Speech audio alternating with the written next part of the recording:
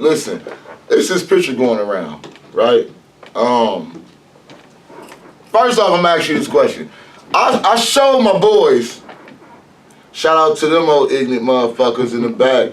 I showed my boys a picture of you guarding Michael Jordan. You know, somebody, and it wasn't my boy Jew. It's one of my boys, I ain't gonna say his name, shout out to you, bro. He said, oh, that shit Photoshop.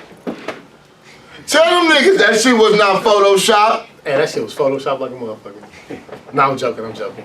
Nah, playing against the GOAT, Crazy. that shit was crazy because I was like fanboying the whole time. Like, and then when I was guarding him, I was like, damn, should I just let him score? That was my next question. Like, no, so, of course, he tried to put me in the post. So he was backing me down, and I got the steal. I poked that bitch from the back, no diddy. And they called a foul. Called a foul. It was, that shit was clean, too. And listen, we gonna put that somewhere in here. You gonna see this picture. He guarded the great Michael Jordan. Like, and that's crazy. I was gonna ask you that. So you was just fanboying, like, okay. Yeah. I would have took it to that motherfucker. You know, I heard he was one of the biggest trash talkers in the goddamn game, man. Yeah.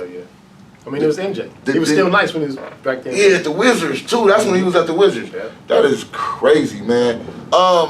Jeff, if they wanted to follow you, or where can they find you at, man? Instagram, I'm a CPT Rider, CPTRIDA. Twitter. It's going to be right here somewhere. Twitter is at Jeff Trepagnier. That's the only thing I really be on, Instagram and Twitter. Are you a social media type guy? Just a little bit. Just a little bit. I don't be worried about like the followers and stuff like that. Yeah. I get on, like put a couple jokes in my stories and stuff like that. Okay. Yeah. I'm not too crazy. So fill in the blank for me before we get out of here. Today I will go get some food. I'm starving. That part. I am too. What's your favorite thing to eat, by the way? Oh man, junk food. Junk food? Pizza, Louis.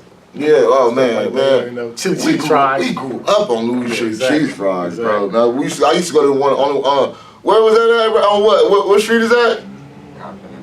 Compton and Alameda. Yeah, that was man. the OG one. That was the OG one. Yeah, nigga. If you didn't eat there at Cam's, you wasn't from Compton. You know what I mean? You was coming and visiting, your ass was leaving. Yep. Straight up. Yeah.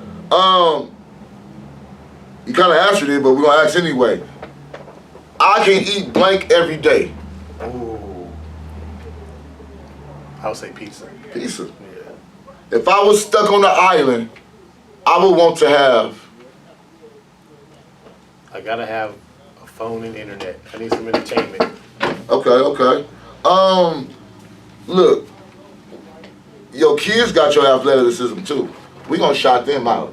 One of your sons play football, right? Mm-hmm. Is that where, Inglewood? He went to Inglewood, yep. What's his name? Let's shout him out. Jeff Trepagnier Jr. Oh, a junior. I didn't know there was a junior. Yeah. Shout out to Inglewood and shout out to Mr. Junior. Man, he's doing his thing. First, you must understand growth, man. You know what I mean? It's like playing chess. If you don't understand growth, if you don't understand how each piece moves in this world, you're not going to really get nowhere. That's number one. That's the first part of being able to capitalize off your situation.